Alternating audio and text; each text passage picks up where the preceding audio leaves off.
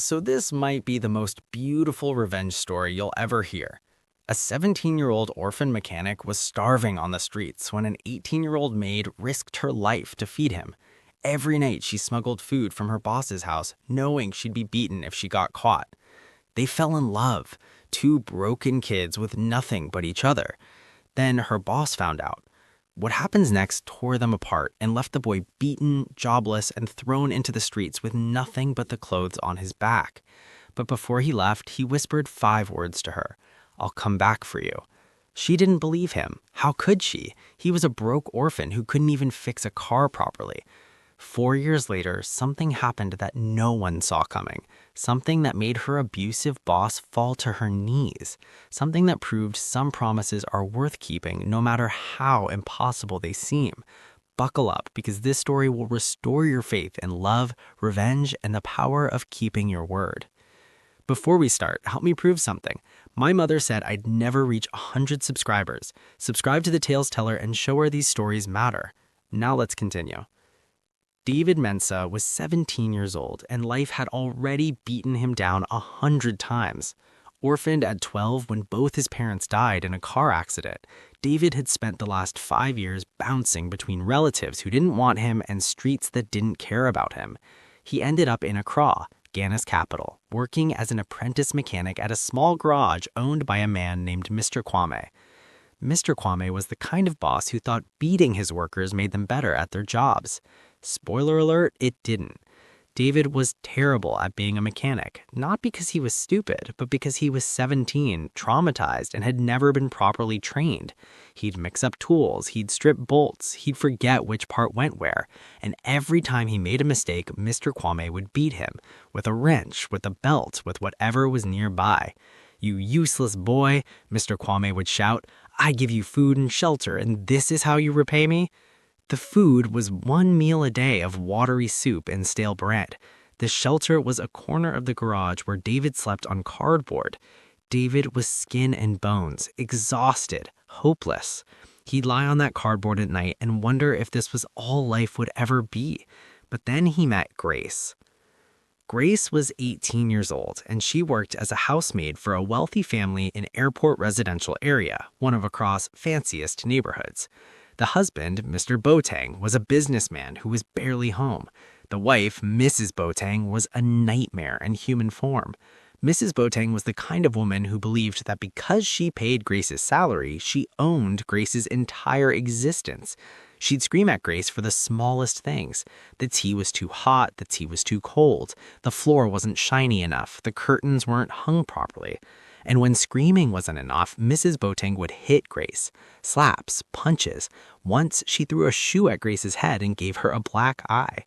Grace would hide in the kitchen and cry silently, careful not to make noise because if Mrs. Boateng heard her crying, she'd get beaten for being dramatic. Grace sent most of her small salary back to her family in the village. Her mother was sick. Her younger siblings needed school fees. Grace couldn't quit. She had nowhere else to go.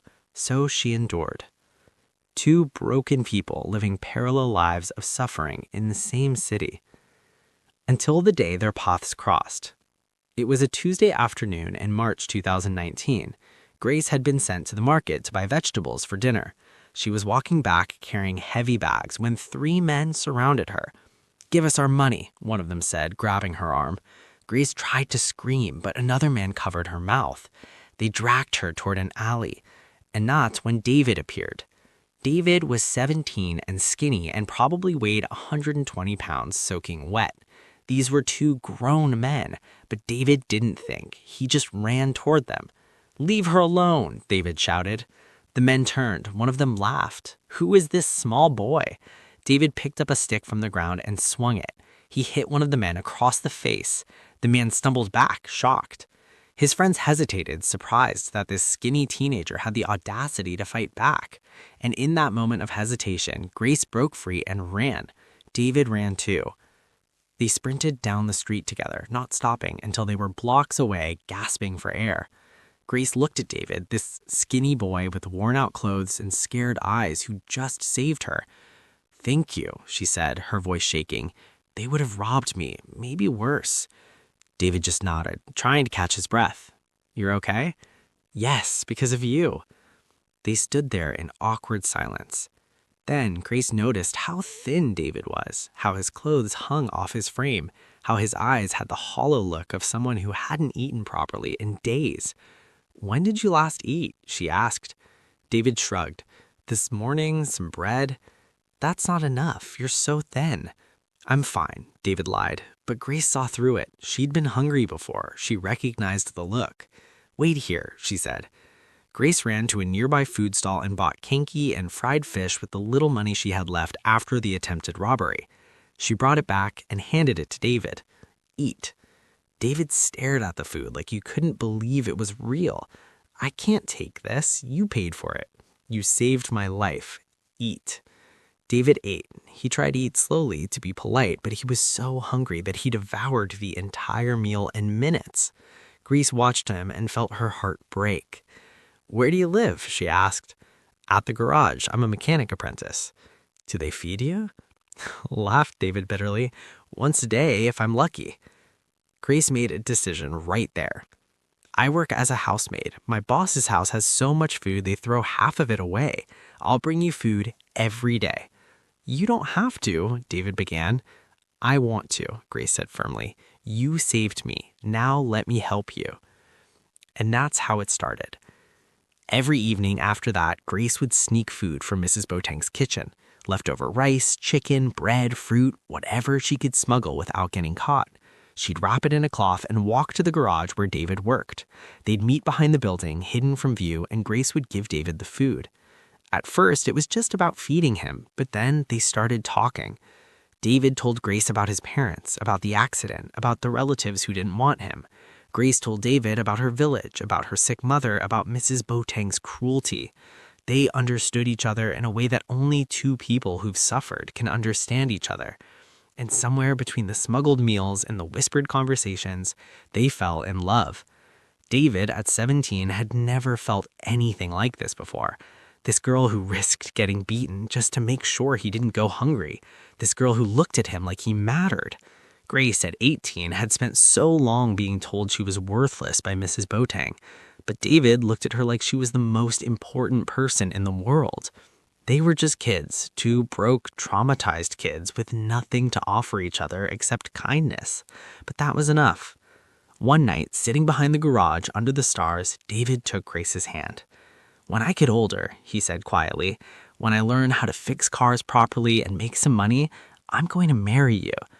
Grace laughed softly. "David, you can barely fix a bicycle. How are you going to make enough money to marry anyone?" "I'm serious," David said.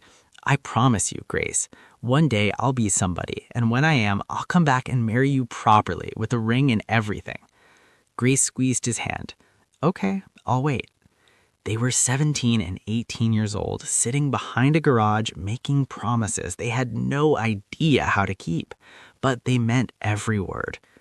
For 3 months, their secret continued. Grace smuggled food, they met every evening. They fell deeper in love. But secrets don't stay secret forever, especially not when you're dealing with someone like Mrs. Boateng. It was a Friday evening in June. Grace had just finished cleaning the entire house. Her hands were raw from scrubbing floors. Mrs. Boateng had gone out to visit friends, which meant Grace had a rare moment of peace. She went to the kitchen to prepare food for David. There was leftover jollof rice from lunch, some fried plantains, a piece of grilled chicken. Grace wrapped it carefully in foil and placed it in her bag. She was about to leave through the back door when she heard a voice behind her. "And where do you think you're going?" Grace's blood turned to ice. She turned around. Mrs. Boateng was standing in the doorway, arms crossed, eyes cold. Grace had thought she'd left, but apparently Mrs. Boateng had forgotten something and come back. I was just going to throw out the trash, madam," Grace stammered. "With a bag full of my food." Mrs. Boateng walked toward Grace like a predator approaching prey. She grabbed Grace's bag and dumped the contents on the floor. The foil-wrapped food fell out. "So this is what you've been doing," Mrs. Boateng said, her voice dangerously quiet. "Stealing from me?" "Madam, I'm sorry. The slap came so fast, Grace didn't see it coming. Her head snapped to the side. Her ear rang. "You ungrateful thief! I give you a job, I pay you, I feed you, and this is how you repay me, by stealing." "I wasn't stealing for myself," Grace said, tears streaming down her face.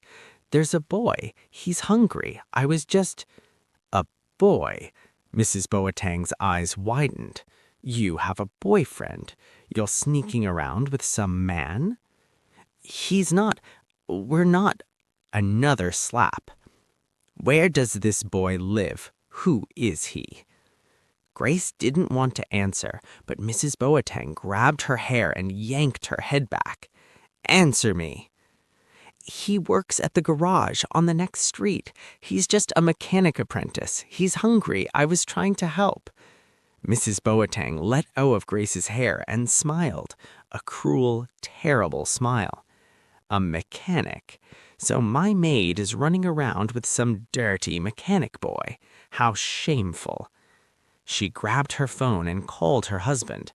"Darling, come home now. We have a situation." 20 minutes later, Mr. Boateng arrived home. He was a large man, tall and broad-shouldered. Mrs. Boateng explained the situation, adding her own embellishments about how Grace had been stealing for months, how she'd been sneaking men into the house, how she'd been completely irresponsible. None of it was true, but Mr. Boateng believed his wife. "Where is this boy?" Mr. Boateng demanded. "At the garage on the next street. Let's go teach him a lesson." Grace's heart dropped. "Please don't hurt him. He didn't do anything wrong." But they weren't listening. Mr. and Mrs. Boateng dragged Grace out of the house and marched her down the street to the garage. David was working on a car engine when he heard shouting. He looked up and saw Grace being dragged by two people, a large man and an angry-looking woman. He dropped his tools and ran toward them. "Grace, what's happening?" "You," pointed toward David to Mrs. Boateng, "you are the boy who's been corrupting my housemaid." "I haven't corrupted anyone." Mr. Boateng grabbed David by his shirt and lifted him off the ground. "You think you can steal from my house? You think you can take advantage of my employee?" "I didn't steal anything. Grace was just helping me because I was hungry." "Hungry?" Mr. Boateng laughed mockingly. "So you're not only a thief, but a beggar, too." He threw David to the ground. David's boss, Mr. Kwame, came out of the garage. "What's going on here?" Mr. Boateng explained the situation, adding his own embellishments about how Grace had been stealing food to give to David. Mr. Kwame's face went red with anger, not at the Boatengs, at David.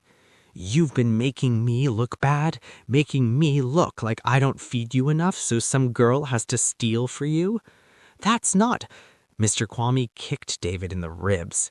David curled up on the ground, gasping. "Please stop," Grace screamed, trying to run to David, but Mrs. Boateng held her back. Mr. Boateng looked down at David with disgust. "Listen to me, boy. You stay away from Grace. You don't talk to her. You don't look at her. If I ever see you near my house again, I'll call the police and have you arrested for theft. Do you understand?" David, still on the ground, looked at Grace. She was crying. "I understand," David whispered. "Good." Mr. Boateng turned to Mr. Kwame. "And you, fire this useless boy. I don't want him anywhere near this neighborhood." Mr. Kwame nodded. "He's fired. Get out, David. Take your things and leave." David slowly got to his feet, clutching his ribs where Mr. Kwame had kicked him. He looked at Grace one last time. She was being dragged away by the Boatengs, still crying, looking back at him desperately. Their eyes met, and David mouthed 3 words. "I'll come back." Grace shook her head, tears streaming down her face.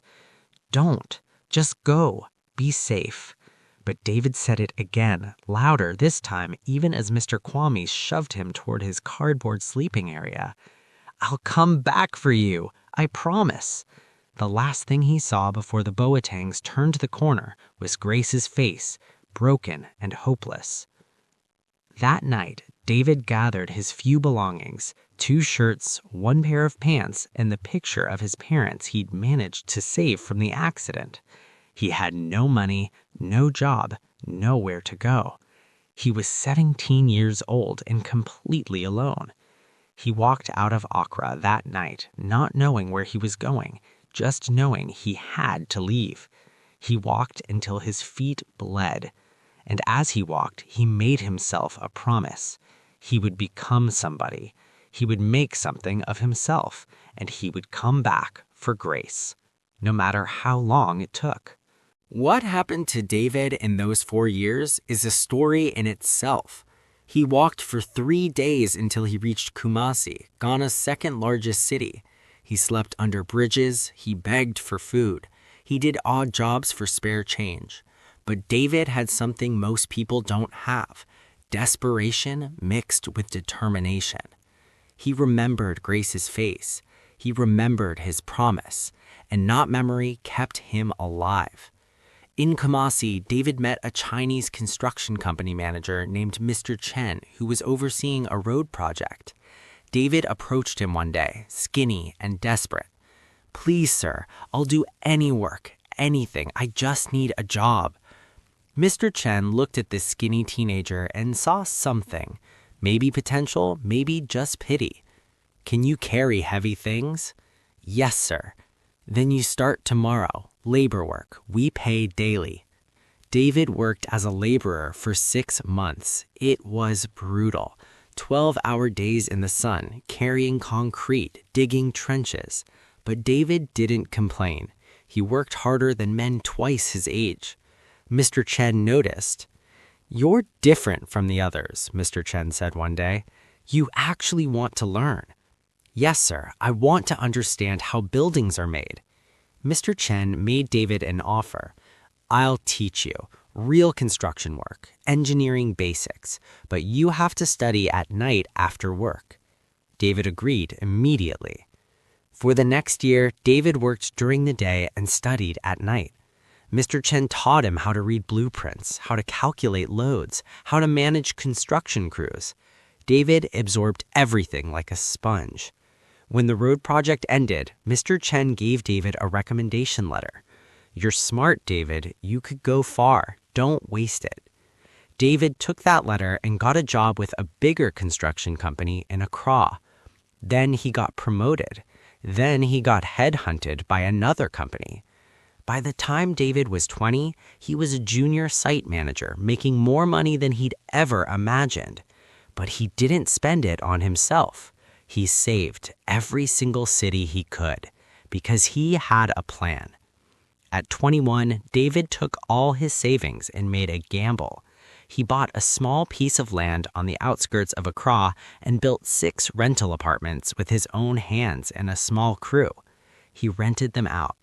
The income from those apartments allowed him to buy more land, build more apartments, rent them out, repeat. It was slow at first, but David was patient. By the time David turned 22, he owned 3 apartment buildings. At 23, he owned 7 and had started a construction company. At 24, he was a millionaire. Not through luck, through grinding every single day for 4 years straight, through remembering a promise he'd made to a girl when he was 17 and stupid and had nothing. Greece's 4 years were very different. After David was chased away, Mrs. Boateng beat Greece so badly she couldn't walk properly for a week. "If I ever catch you talking to any boy again, I'll kill you," Mrs. Boateng threatened. Grace believed her. So Grace stopped sneaking food, stopped talking to anyone, became a ghost in the Boateng household. She worked, she cleaned, she endured. Mrs. Boateng's abuse got worse. Beatings became more frequent for smaller reasons. sometimes for no reason at all. Grace's life became a cycle of wake up, work, get beaten, sleep, repeat. She thought about David sometimes, wondered if he was okay, if he'd found a better life, if he'd forgotten about her. She hoped he had. She hoped he'd moved on and found happiness, because Grace had accepted that this was her life. She'd never escape. She'd die cleaning this house for people who hated her. 4 years passed. Grace turned 22. She looked older than her age. The years of abuse had worn her down. She had scars, physical ones from the beatings, emotional ones that went deeper. She'd stopped dreaming about a better life. Until the day everything changed. It was a Saturday morning in June 2023. Grace was in the garden pulling weeds. Mrs. Boateng came outside and started screaming at her. "Look at this garden. It's a mess. You're useless, completely useless." Grace didn't respond. She'd learned that responding just made things worse. "Are you ignoring me?" Mrs. Boateng grabbed Grace by the hair and yanked her to her feet. Grace gasped in pain but didn't fight back. Mrs. Boateng slapped Grace across the face. Once, twice, 3 times. Then she shoved Grace to the ground. Grace fell hard, her hands scraping against the gravel. "Get up and finish this garden properly, or I'll make you sleep outside tonight." Mrs. Boateng went back inside. Grace stayed on the ground, bleeding from her scraped palms, too tired to even cry. She'd been beaten so many times that it barely registered anymore. She was just numb. And then she heard it. The sound of car engines, multiple car engines. Grace looked up. 5 black SUVs were pulling up to the Boateng house.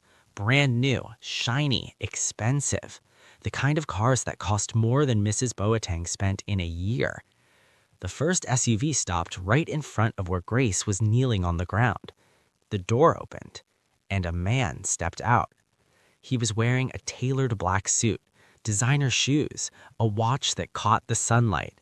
He looked successful, confident, powerful. Grace stared at him confused. And then the man looked at her, really looked at her, and Grace's heart stopped because she knew those eyes. "David?" she whispered.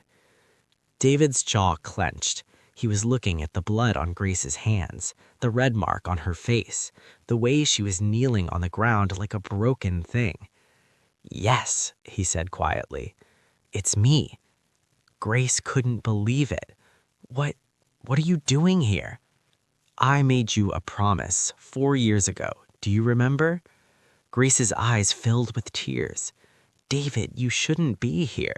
If the Boatengs see you—" "Let them see me," David said. He walked toward Grace and knelt down beside her. He gently took her scraped hands in his own. "I'm so sorry it took me 4 years," he said, his voice breaking. "I should have come back sooner." "You came back at all," Grace sobbed. "That's more than I ever expected." David stood up and helped Grace to her feet. Just then, Mrs. Boateng came back outside, probably to yell at Grace some more. She stopped dead when she saw the 5 SUVs and David standing next to Grace. "Who are you? What are you doing on my property?" David demanded. "Do you not remember me?" David asked calmly. 4 years ago, you and your husband dragged Grace out of your house.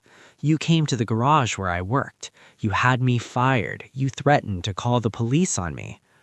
Mrs. Boateng's face widened as recognition dawned. "You're that mechanic boy? The beggar who was stealing my food?" "I was never a beggar," David said, his voice cold. "And Grace wasn't stealing. She was showing kindness to someone who was starving, something you clearly know nothing about. How dare you speak to me like that? Get off my property before I call—" "Before you call who?" David interrupted. "The police? Please do. I'd love to report on you for assault. I can see the marks on Grace's face. Should we talk about how many times you've beaten her over the years?" Mrs. Boateng's face went pale. Mr. Boateng came outside, alerted by the commotion. "What's going on here? Who are you?" David pulled out a business card and handed it to Mr. Boateng. David Mensa, CEO of Mensa Construction Group. Perhaps you've heard of us. We built the new shopping complex downtown. Mr. Boateng looked at the card, then at the 5 SUVs, and then at David's suit. His expression changed from anger to confusion to something like fear. "You're that David Mensa?" he stammered. "Yes, the same dirty mechanic boy you kicked 4 years ago. Funny how things change." David turned to Grace. "Grace, I came here to ask you something. The same thing I asked you 4 years ago." He got down on one knee. Right there in front of the Boatengs, in front of his drivers who'd gotten out of the SUVs to watch, David pulled out a small box. Inside was a ring, a beautiful diamond ring that probably cost more than the Boateng's house. "Grace Owusu, 4 years ago, I promised I'd come back and marry you. I know I'm late. I know you probably thought I'd forgotten, but I never forgot. Not for a single day. You saved me when I had nothing.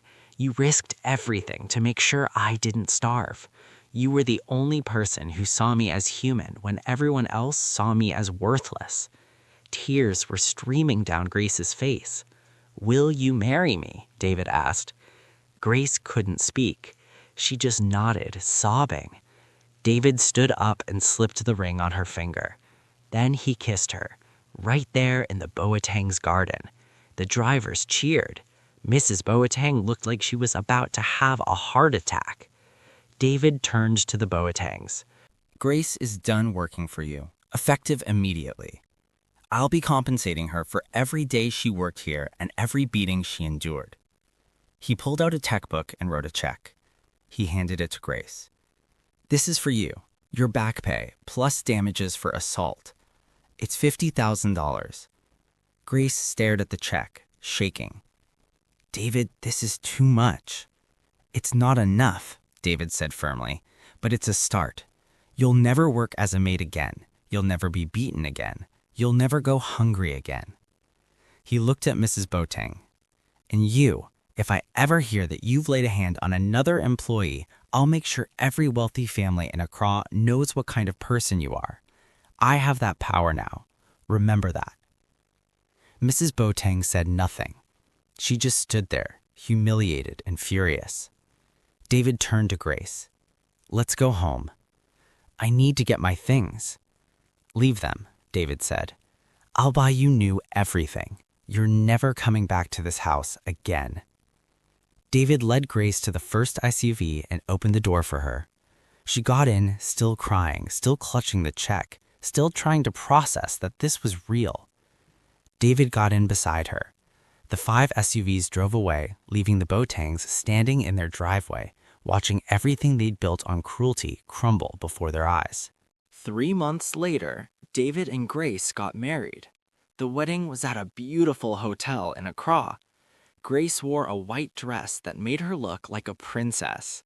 David wore a suit and couldn't stop smiling. Grace's mother and siblings came from the village. They cried tears of joy. Their daughter, who they thought would work as a maid forever, was marrying a successful businessman. David's mentor, Mr. Chen, flew in from China. He gave a speech about the skinny 17-year-old boy who'd begged for work and turned himself into a success story through pure determination. But the best part of the wedding was the vows. When it was David's turn, he looked at Grace with tears in his eyes. 4 years ago, I was a broken boy sleeping on cardboard in a garage. I was starving. I was being beaten. I had given up on life. And then you saw me, not as a beggar or a burden, but as a human being worth saving. You risked getting beaten to make sure I didn't go hungry. You loved me when I had absolutely nothing to offer you except promises I had no idea how to keep." His voice broke. "I spent 4 years building a company, making money, becoming successful, and people congratulate me. They call me a self-made man. But I'm not self-made. You made me. Your kindness gave me a reason to keep going. Your love gave me a reason to become better. Every building I construct, every success I achieve, it's all because a beautiful girl named Grace decided I was worth feeding. He took her hands. I promise to spend the rest of my life making sure you never doubt your worth again. I promise you'll never be hungry, you'll never be hurt, you'll never be anything less than a queen, because that's what you are, my queen. There wasn't a dry eye in the room. When Grace spoke, she was crying too hard to get through most of it, but she managed to say, "You came back. You actually came back." And David whispered, "I'll always come back for you." They kissed, and everyone cheered. 5 years later, David and Grace live in a beautiful house in East Legon, one of Accra's nicest neighborhoods. Grace went back to school and got her degree in social work. Now she runs a foundation that helps domestic workers who are being abused. She personally rescued 17 women from situations like hers.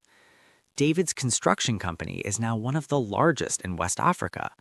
But every year on the anniversary of the day they met, David does something that makes people think he's crazy. He goes back to that garage where he used to work. It's under new management now. Mr. Kwame retired years ago. And David hires every single apprentice at that garage to come work for his company, with proper training, proper pay, proper treatment. I was one of them, David tells people. I know what it's like to be 17 and hopeless. If someone had invested in me back then, I wouldn't have had to spend 4 years clawing my way up. Grace joins him on these visits, and she always brings food because she remembers what it's like to be hungry. The Boatengs. Mrs. Boateng's reputation was destroyed after word got out about how she treated Grace. No respectable family would hire her to work for them after that. Mr. Boateng's business suffered when David quietly let it be known in his circles that the Boatengs were not people worth associating with.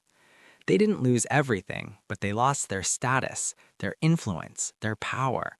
And every time they see Grace and David's picture in the society pages, at charity events, at business conferences, at the opening of new buildings, they're reminded of the maid they abused and the mechanic boy they dismissed. David and Grace have 3 children now, and they tell their kids the story of how Mommy and Daddy met, about the brave girl who smuggled food to feed a starving boy, about the boy who promised to come back when he was rich, about true love surviving poverty, abuse, and separation. Their oldest daughter always asks the same question, but how did Daddy become rich? And David always gives the same answer. I worked hard, but more importantly, your mother made me believe I was worth something. Once I believed that, everything else became possible. Grace always adds, and Daddy kept his promise. That's the most important part. He kept his promise. Because at the end of the day, that's what this story is about. Not about money, not about revenge, not even about love, really. It's about a 17-year-old orphan who made a promise when he had nothing and became someone just so he could keep that promise. So that's David and Grace's story. A mechanic and a maid who had nothing but each other, separated by cruelty, reunited by a promise kept. Here's my question for you. What would you have done in David's position? Would you have come back after 4 years, or would you have moved on and found someone else once you became successful? And here's the harder question. Do you think the Boatengs got what they deserved, or should David and Grace have shown them mercy?